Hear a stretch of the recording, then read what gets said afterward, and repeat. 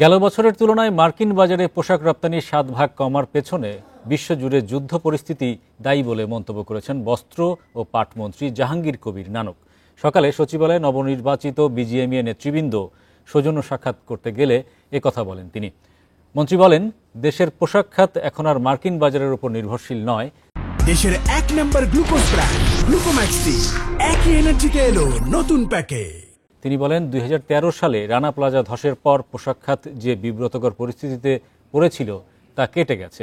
পোশাক খাতকে নানা সময়ে অস্থিতিশীল করার চেষ্টা হলেও সরকার তা সফলভাবে মোকাবিলা করেছে। বস্ত্রমন্ত্রী বলেন, শত বাধা পেরিয়ে পোশাক শিল্প দেশের প্রধান রপ্তানি খাত হিসেবে অর্থনীতিতে ভূমিকা রাখছে। এ সময় বিজিএমইএর সভাপতি SM মান্নান কোচি বলেন, মার্কিন বাজারে পোশাকের দাম কমায় দেশ থেকে রপ্তানি কমেছে। পোশাক শিল্প কিন্তু এখন আর আমেরিকান বাজারের উপরে নির্ভরশীল নয়। কাজে কেউ আমাদের চোখ রাঙানো সেই সুযোগ আর নাই।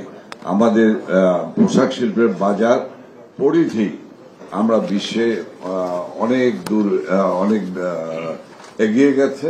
আমাদের বিনিয়োগ করার সুযোগ দিন, যাতে আপনারা একটা টাইম বেঁধে দিন যে আমরা শিল্পাঞ্চলগুলি এত সালে আমরা দিব, সেই সাল পর্যন্ত আমাদেরকে বিনিয়োগ করার সুযোগ দিন এবং এই সার্কুলারটি স্থগিত করার জন্য আমি অনুরোধ করব।